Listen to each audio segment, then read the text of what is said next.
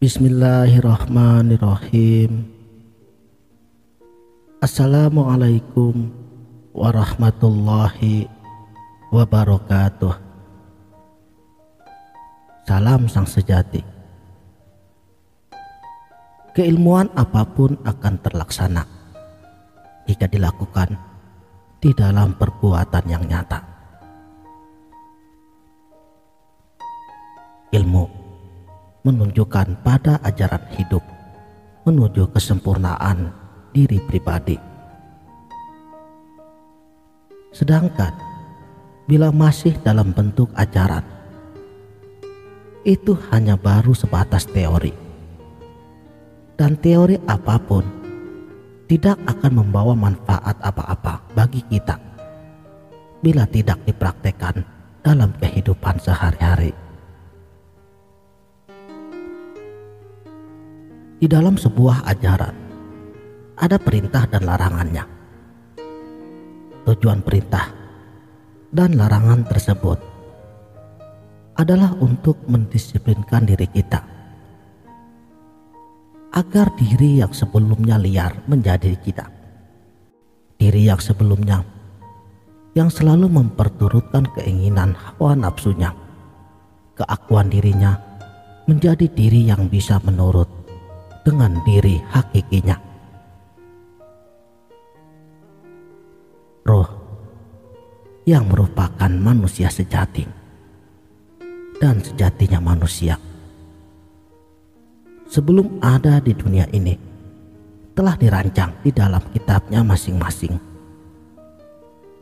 Dan Tuhan pun telah menekankan bahwa apa yang akan berlaku nantinya di bumi ini adalah hukum sebab akibat, hukum karma, sunatullah, atau disebut juga dengan hukum alam.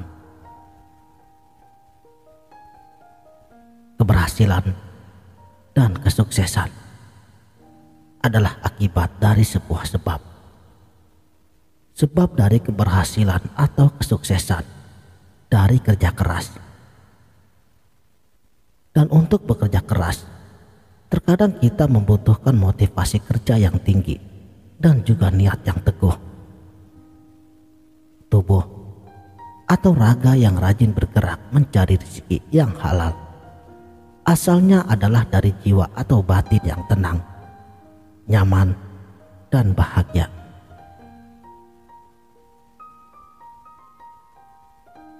Saudaraku, sang sejati, Ki Broto Kesawa di dalam bukunya Cipta Brata Manunggal, beliau memaparkan beberapa tingkatan proses menembah atau sembah kepada Gusti Zat Maulana. Pertama, sembah raga, yaitu tapaning badan jasad kita, tubuh atau jasad bergerak atas perintah batin. Kemudian batin diperintah oleh dua unsur, baik dari nur ilahiyah dan yang buruk daripada nar iblis. Agar tubuh disiplin, terarah, dan terkendali, maka perlu dilatih. Dalam hal ini tingkatannya adalah syariat, dan tubuh tetap melakukan disiplin ibadah. Selanjutnya, sembahyang cipta. Di dalam Islam, ini dinamakan dengan tarekat.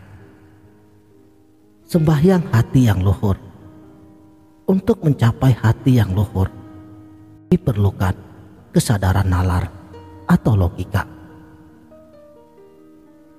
Diperlukan olah nalar yang bagus sesuai dengan prinsip-prinsip logikanya. Tujuan sembah cipta adalah mengerti akan kasunyatan. Ilmu pengetahuan harus dikuasai agar memiliki perbandingan baik dan buruk. Kebijaksanaan akan lahir bila kita mampu menekankan dan mengendalikan hawa nafsu kita. Memahami ilmu ketuhanan diperlukan syarat, yaitu berupa cipta yang bersih dari hawa nafsu dan olah nalar yang mumpuni. Ilmu ketuhanan adalah ilmu yang sangat halus, yang bisa ditangkap dengan kegigihan, memperhalus batin dan mentaati prinsip-prinsip berpikir yang lurus.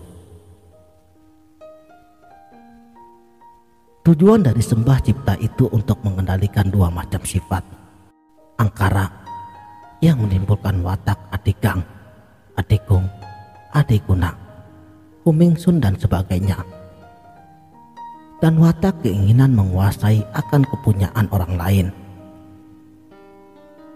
Cipta yang bersih kalau sudah bisa mengendalikan angkara murka, tandanya bila cipta sudah menembah, yaitu waspada terhadap bisikan jiwa. Jadi, sembah itu intinya melatih cara kerja cipta dengan cara tata.